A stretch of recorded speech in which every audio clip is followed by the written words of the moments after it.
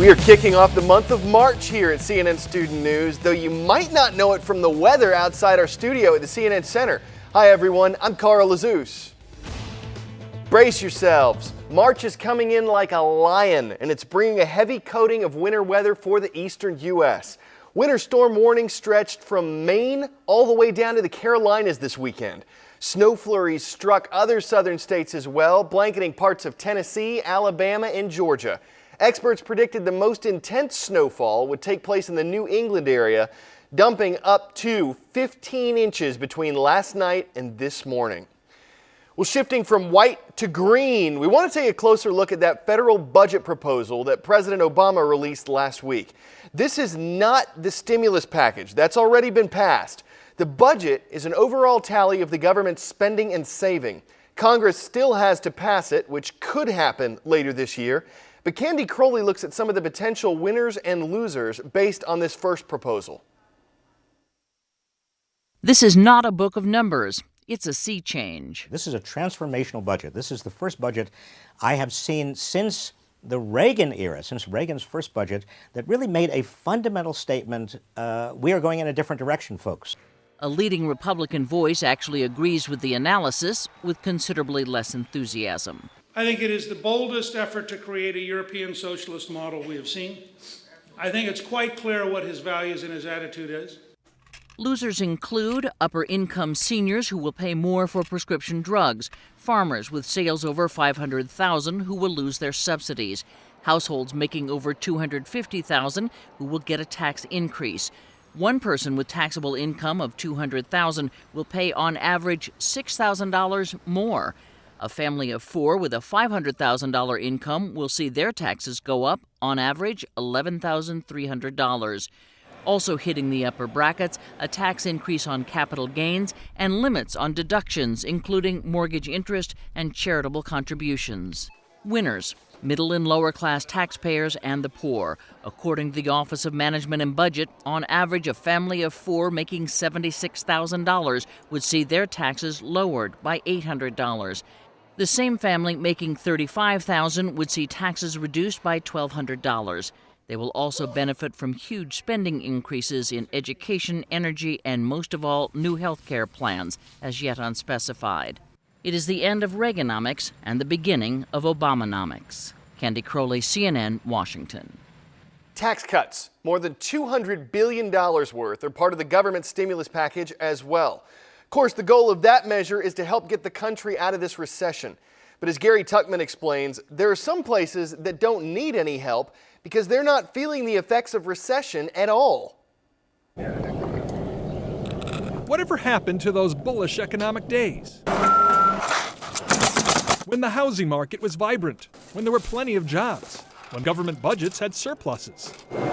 Those days still exist, but probably not where you are. You have to come where I am, to Fargo, North Dakota, where the typical morning temperature this time of year is around 0, and the unemployment rate isn't much higher.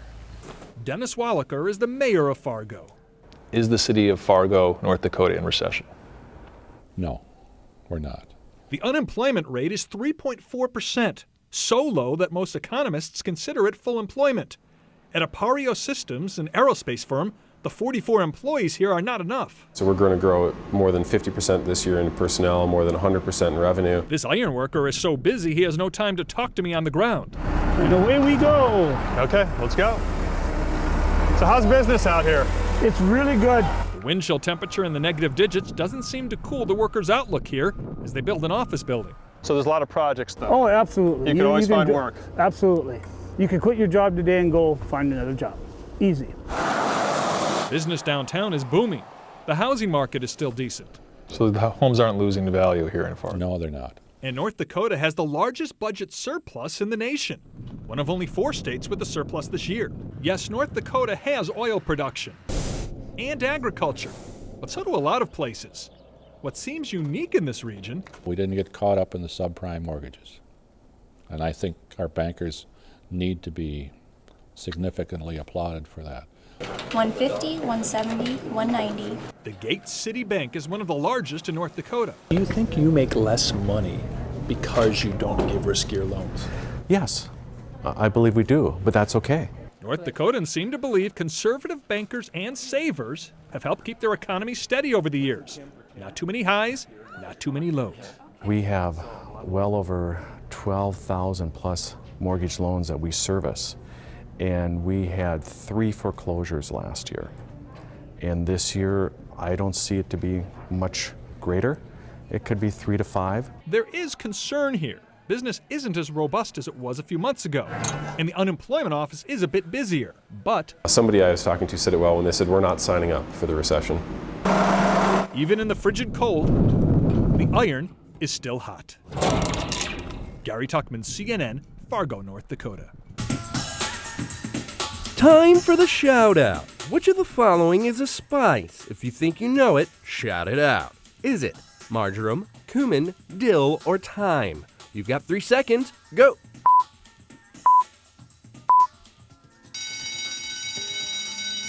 Cumin is the only spicy option here. The others are all herbs. That's your answer, and that's your shout out. The difference is that spices are dried and mostly come from plant fruits. Herbs are plant leaves that can be used either fresh or dried. Both can add some serious flavoring to your food, and it turns out some of those spices might help your health at the same time. Dr. Sanjay Gupta fills us in on the details.